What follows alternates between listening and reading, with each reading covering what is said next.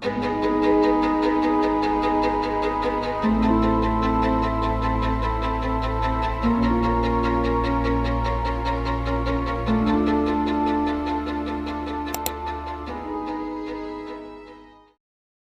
datang di channel Viral Story Indonesia. Jangan lupa like, komen, dan subscribe untuk mengetahui episode selanjutnya. Kisah kali ini menceritakan tentang Budi yang menemukan ular raksasa yang bisa berbicara saat ia mencari kayu di dalam hutan. Apa yang akan terjadi selanjutnya? Tonton video ini sampai akhir. Di sebuah desa kecil yang dikelilingi hutan lebat, hiduplah seorang pemuda bernama Budi. Sejak kecil, ia terkenal sebagai anak yang pemberani dan suka menjelajah. Sementara sebagian besar warga desa percaya bahwa hutan di sebelah timur desa adalah tempat terlarang, Budi justru selalu merasa penasaran. Konon, orang-orang yang masuk ke dalam hutan itu sering tidak kembali, atau jika kembali, mereka pulang dengan ketakutan tanpa berani menceritakan apa yang mereka alami. Suatu hari, desa mengalami musim kering yang panjang. Air sungai semakin surut, dan kayu bakar semakin sulit didapat. Budi pun memutuskan untuk pergi ke hutan terlarang demi mencari kayu yang lebih banyak. Ia tahu bahwa tak ada yang berani pergi ke sana, jadi kemungkinan besar ia akan menemukan banyak kayu kering yang bisa dibawa pulang. Pagi-pagi sekali, Budi membawa sebilah parang dan kantong besar untuk mengangkut kayu. Ia berangkat seorang diri, meskipun ibunya sudah memperingatkannya berkali-kali. "Jangan masuk ke hutan itu, Budi. Kau tahu apa yang terjadi pada orang-orang yang nekat masuk ke sana," kata ibunya dengan cemas. "Aku hanya akan mencari kayu di pinggir hutan, Bu. Aku tidak akan masuk terlalu dalam," jawab Budi meyakinkan. Namun, begitu sampai di tepi hutan, rasa penasaran Budi mengalahkan ketakutannya. Udara di dalam hutan terasa lebih sejuk dan lembab, berbeda dengan udara panas di desa. Burung-burung berkicau dengan suara nyaring, dan pepohonan yang menjulang tinggi membuat tempat itu terasa seperti dunia lain. Budi mulai mengumpulkan kayu kering di sekitar hutan, tetapi ia terus terdorong untuk masuk lebih dalam. Ada sesuatu yang aneh, ia merasa seolah-olah ada yang mengawasinya. Setiap kali ia melangkah, suara ranting patah terdengar di belakangnya, tetapi saat ia menoleh, tidak ada siapapun di sana. Tiba-tiba, ia mendengar suara desisan panjang. Bulu kuduknya meremang. Ia menoleh ke kanan dan melihat sesuatu yang membuatnya hampir menjatuhkan parang dari tangannya. Di hadapannya, melingkar di antara akar-akar pohon besar, ada seekor ular raksasa dengan sisik berwarna emas yang berkilauan diterpa sinar matahari. Matanya berwarna merah menyala, menatap langsung ke arah Budi. Ular itu sangat besar, mungkin sebesar batang pohon kelapa, dan panjangnya entah seberapa jauh menjalar ke dalam hutan. Budi ingin lari, tetapi kakinya terasa kaku. Tubuhnya bergetar saat melihat kepala ular itu perlahan mendekatinya. "Lama sekali aku menunggumu di sini, manusia," ujar ular itu dengan suara dalam dan menggelegar. Budi terkejut luar biasa. Ini tidak mungkin. Ular tidak bisa berbicara. Ia mencoba meyakinkan dirinya bahwa ini hanyalah mimpi atau halusinasinya sendiri. Siapa kau?" tanyanya dengan suara gemetar. "Aku adalah penjaga hutan ini. Aku sudah berada di sini jauh sebelum desamu berdiri," jawab ular itu dengan tenang. Budi semakin bingung. Ia tidak mengerti apa yang sedang terjadi, tetapi satu hal yang pasti, ular ini bukan makhluk biasa. Ia bukan hanya besar dan menyeramkan, tetapi juga memiliki kecerdasan dan kekuatan yang tidak bisa dijelaskan dengan akal manusia. "Apa yang kau inginkan dariku?" tanya Budi dengan suara parau. Ular itu mengangkat kepalanya lebih tinggi, membuat tubuhnya tampak lebih besar dan mengancam. "Aku tidak menginginkan apapun darimu. Tetapi aku memperingatkanmu, jangan pernah memberitahu siapapun tentang keberadaanku. Manusia terlalu serakah, mereka akan mencoba menangkapku atau membunuhku. Jika itu terjadi, desa kalian akan mengalami bencana yang tidak bisa kalian bayangkan." Budi menelan ludah. Ia tidak tahu apakah ia harus percaya atau tidak, tetapi nalurinya mengatakan bahwa ular ini tidak berbohong. Aku akan merahasiakan ini," katanya, meskipun hatinya masih berdebar kencang. Ular itu menatapnya dalam-dalam, seolah ingin memastikan bahwa Budi benar-benar menepati janjinya. Setelah beberapa saat, ular itu perlahan bergerak mundur, melingkar kembali di antara akar-akar pohon. Pergilah, katanya, dan ingatlah peringatanku. Budi tidak menunggu lebih lama. Ia segera berbalik dan berlari sekencang mungkin keluar dari hutan.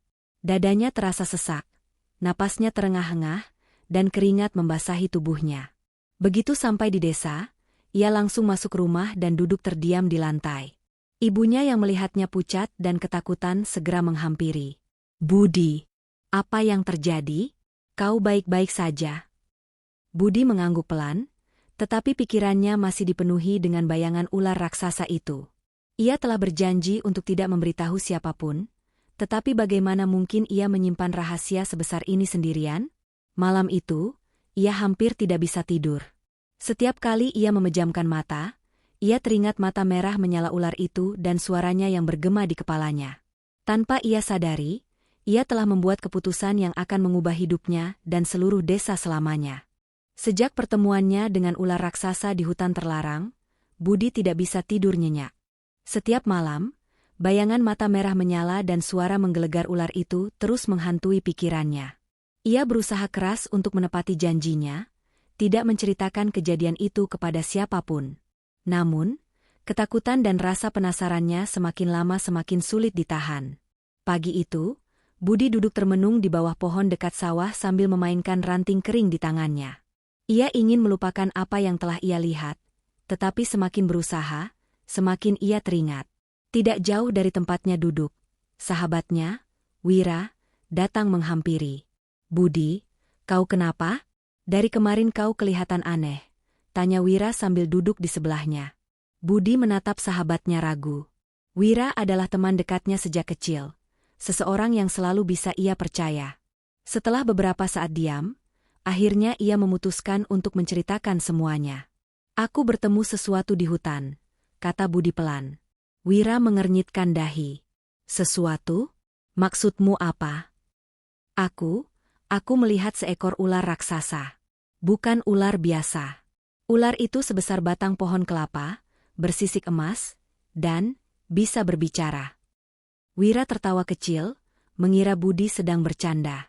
Namun, ketika melihat wajah serius sahabatnya, tawanya perlahan menghilang. Kau serius? Tanya Wira dengan suara pelan. Budi mengangguk. Dia berbicara padaku. Dia bilang dia sudah ada di hutan itu sejak lama dan melarangku memberitahu siapapun tentang dirinya. Wira menelan ludah. Ia tidak tahu harus percaya atau tidak.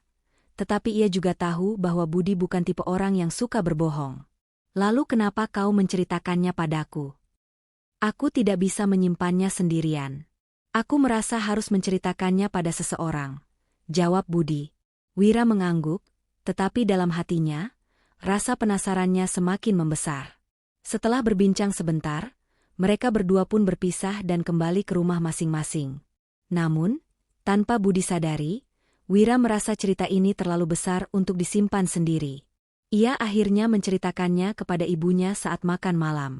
Ibu, kau tidak akan percaya apa yang dikatakan Budi kepadaku, katanya dengan nada bersemangat. Ibunya yang sedang menyuap nasi mengangkat alis. Apa itu? Dia bilang dia bertemu seekor ular raksasa di hutan. Ular itu bisa berbicara. Seketika, wajah ibunya berubah tegang. Apa yang kau katakan? Budi melihat ular raksasa di hutan terlarang. Ular itu bahkan berbicara padanya, ulang Wira. Ibunya segera meletakkan sendoknya dan menatap anaknya dengan serius. Kau tidak boleh main-main dengan hal seperti itu. Jika benar ada ular seperti itu, ini bisa menjadi pertanda buruk bagi desa kita. Tak butuh waktu lama, kabar itu mulai menyebar dari satu rumah ke rumah lainnya. Esok paginya, hampir seluruh desa sudah mengetahui cerita tentang ular raksasa yang bisa berbicara. Beberapa orang menganggap itu hanyalah dongeng atau imajinasi Budi, tetapi sebagian lainnya mulai merasa ketakutan. Di rumahnya, Budi tidak menyadari bahwa cerita yang ia percayakan kepada Wira kini telah menyebar ke seluruh desa.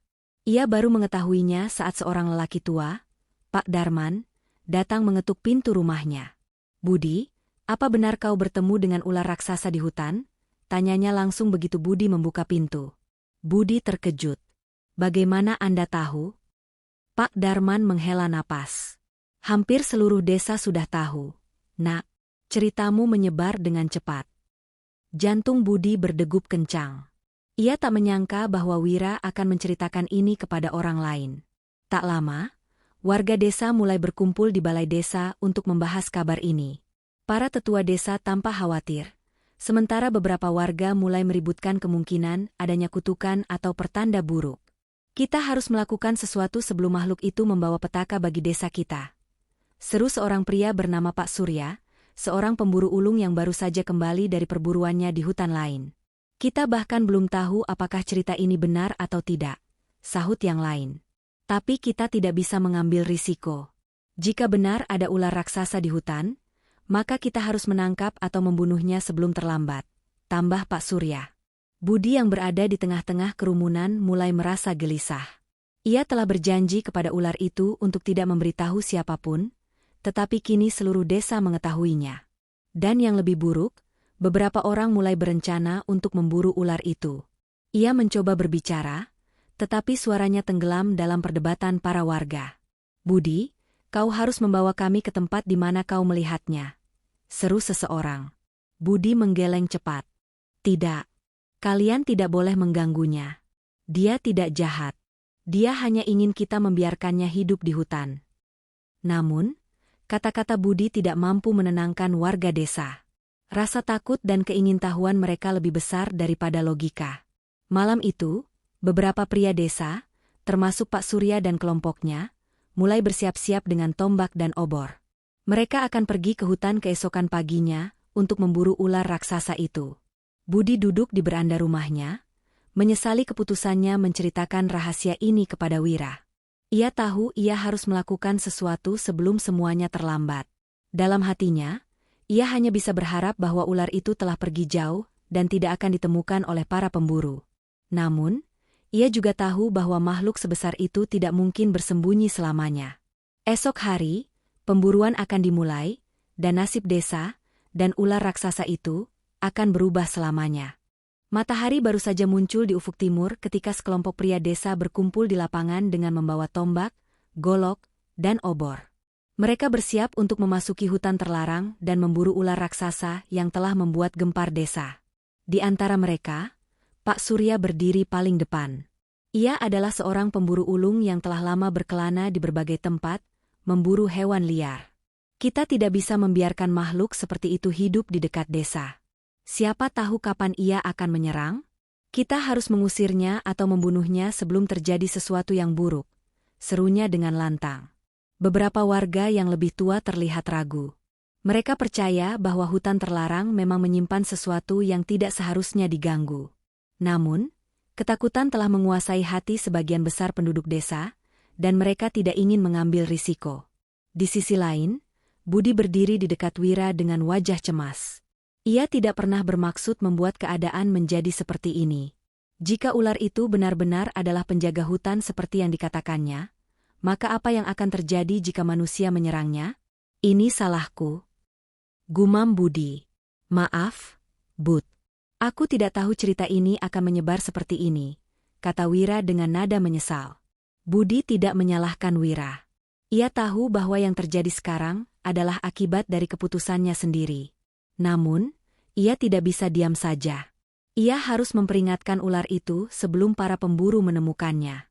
Saat para pria mulai berjalan menuju hutan, Budi mengambil keputusan. Ia harus lebih dulu sampai ke sana. Tanpa membuang waktu, ia berlari meninggalkan desa dan menuju hutan, berharap bisa memperingatkan ular raksasa itu sebelum terlambat. Begitu memasuki hutan, udara terasa lebih lembab dan sunyi. Pepohonan tinggi menjulang di sekelilingnya, menciptakan bayangan gelap yang membuat suasana semakin mencekam. Budi tidak tahu apakah ular itu masih ada di tempat kemarin atau sudah pergi. "Hei, kau mau kemana?" Suara Wira terdengar dari belakang. Budi terkejut. "Wira, kenapa kau mengikutiku?" "Aku tahu kau ingin memperingatkan ular itu. Kau tidak bisa melakukannya sendirian," jawab Wira. Budi menghela napas, tapi ia tidak punya waktu untuk berdebat. Bersama-sama, mereka berlari lebih dalam ke dalam hutan. Tak butuh waktu lama sebelum mereka tiba di tempat di mana Budi pertama kali bertemu dengan ular itu. Namun, tempat itu kosong. Tidak ada tanda-tanda makhluk raksasa tersebut. Apakah dia sudah pergi? Tanya Wira.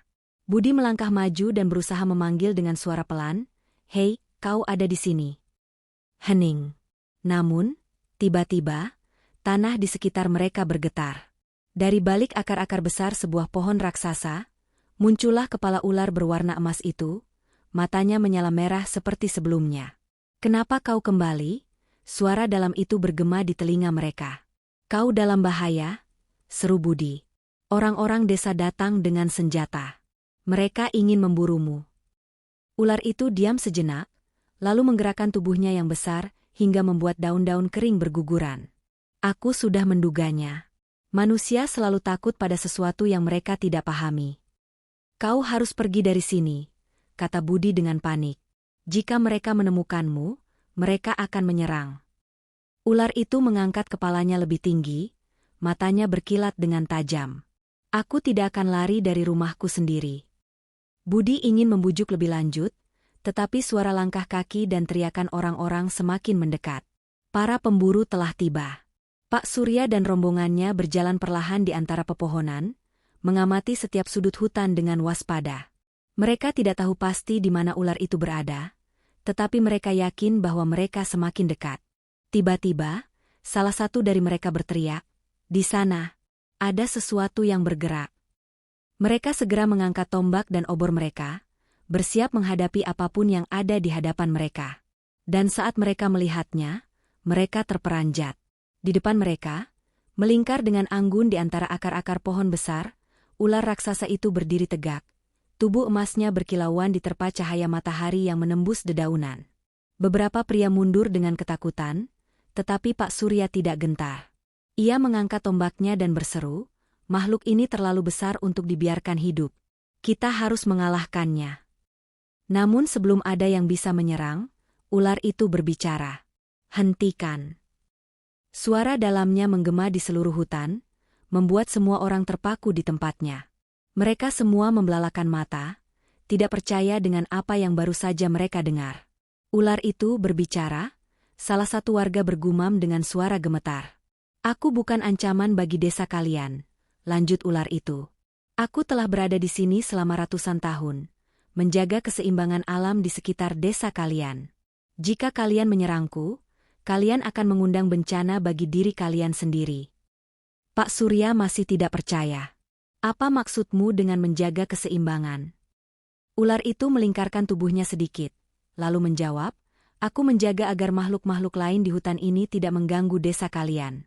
Jika aku tidak ada, hutan ini akan kehilangan keseimbangan, dan kalian akan menghadapi bencana yang lebih besar." Beberapa warga mulai ragu. Mereka datang ke sini dengan niat untuk membunuh makhluk itu, tetapi sekarang mereka justru merasa takut dan bingung. Budi maju ke depan dan berseru, dia mengatakan yang sebenarnya. "Jika kalian membunuhnya, kita tidak tahu apa yang akan terjadi pada desa kita." Para pria mulai saling pandang, tetapi Pak Surya masih belum yakin. "Bagaimana kami tahu kau tidak berbohong?" tanyanya pada ular itu. Ular itu tidak menjawab. Sebagai gantinya, ia hanya menatap mereka dengan mata merahnya yang berkilat-kilat. Hutan terasa semakin sunyi, seolah-olah menunggu keputusan yang akan menentukan nasib semua orang. Dan di saat itu, mereka semua tahu bahwa keputusan yang mereka buat akan mengubah kehidupan mereka selamanya. Suasana hutan terlarang terasa tegang.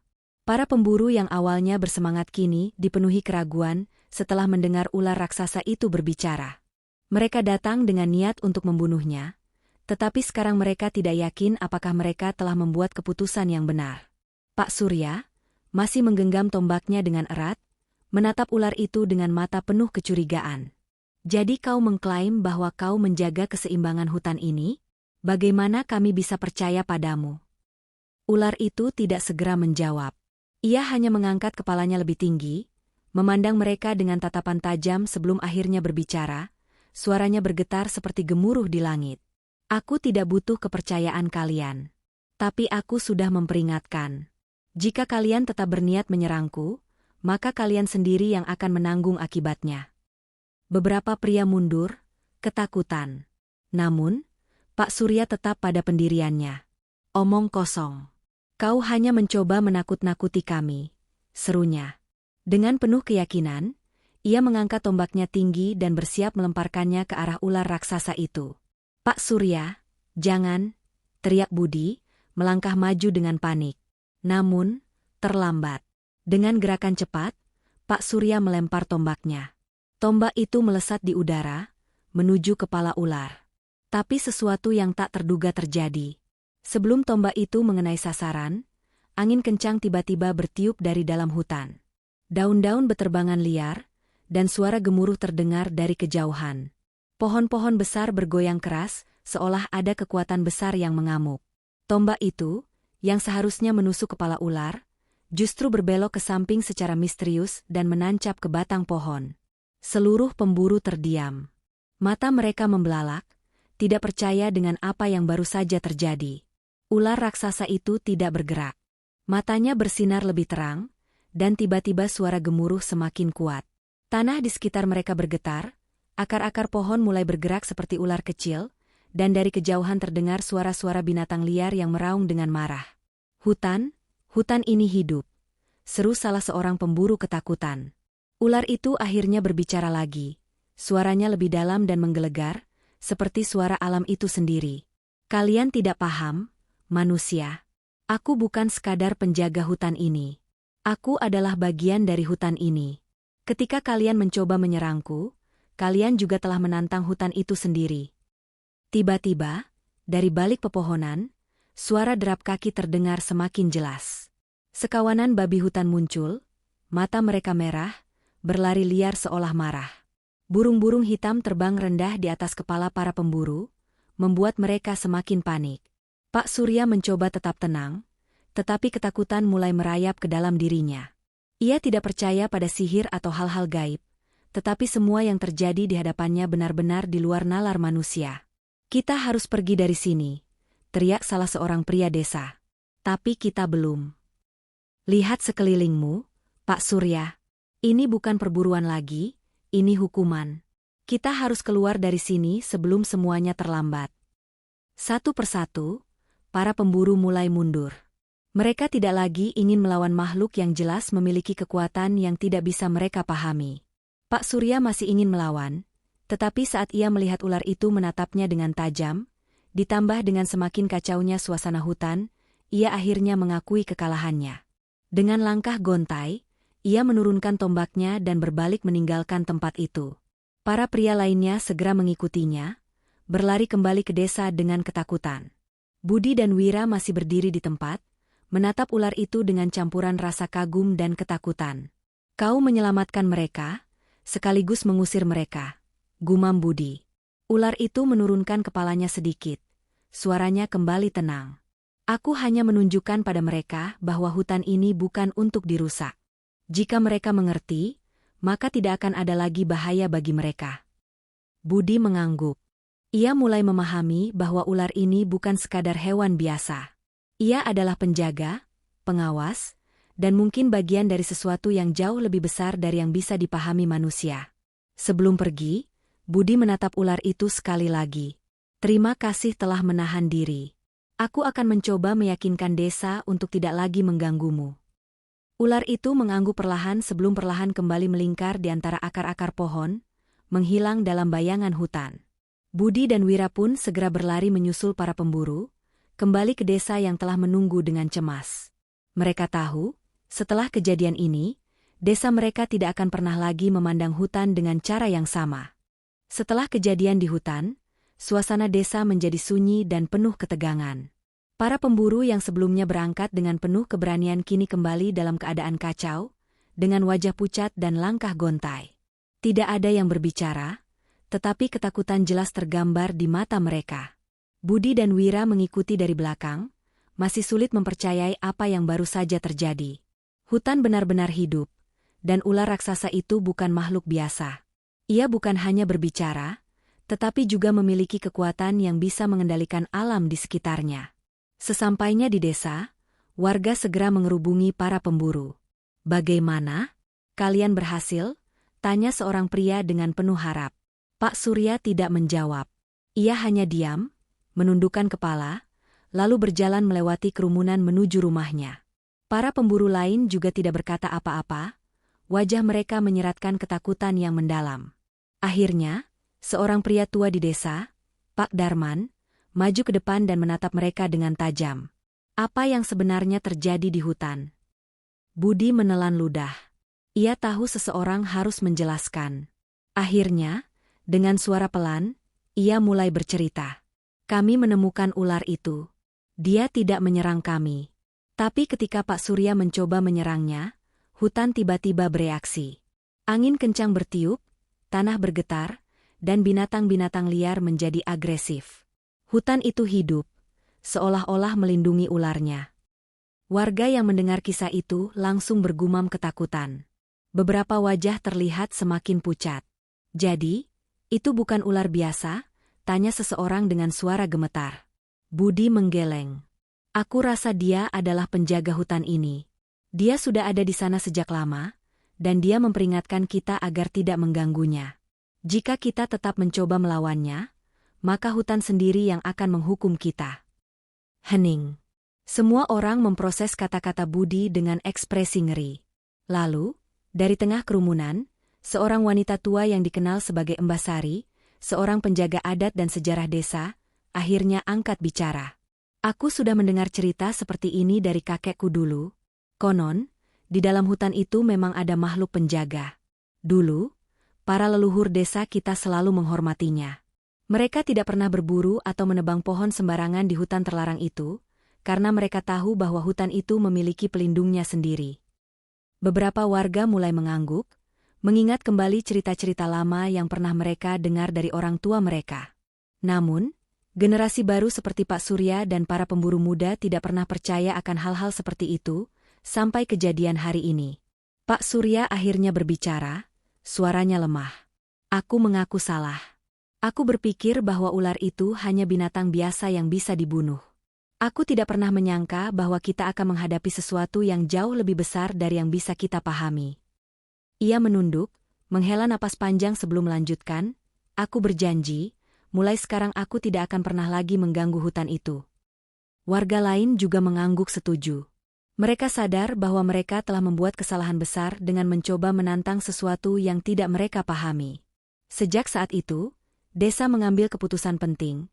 Tidak ada lagi yang boleh masuk ke hutan terlarang tanpa alasan yang jelas. Mereka kembali menghormati batas-batas hutan, seperti yang dilakukan leluhur mereka dahulu. Tak lama setelah kejadian itu, perubahan mulai terasa. Hutan yang sebelumnya terlihat suram dan penuh ketegangan kini perlahan kembali tenang. Para petani yang tinggal di dekat hutan melaporkan bahwa hasil panen mereka membaik. Hewan liar tidak lagi berkeliaran mendekati desa, dan sungai yang mengalir dari hutan terlihat lebih jernih dari sebelumnya. Seolah-olah, hutan menerima permintaan maaf mereka. Budi dan Wira sering duduk di tepi hutan, memandangi pepohonan yang menjulang tinggi di kejauhan. Kau percaya kalau dia masih mengawasi kita dari dalam sana? Tanya Wira suatu hari. Budi tersenyum kecil. Aku yakin. Tapi aku juga tahu bahwa kita tidak perlu takut padanya, selama kita tidak mengganggunya. Wira mengangguk, lalu keduanya duduk dalam diam, menikmati suara burung-burung yang berkicau di kejauhan. Ular raksasa itu mungkin masih ada di dalam sana, diam-diam menjaga keseimbangan hutan. Dan kini, untuk pertama kalinya dalam waktu yang lama, desa dan hutan kembali hidup berdampingan dengan damai. Terima kasih sudah menonton video ini. Sampai jumpa di video selanjutnya.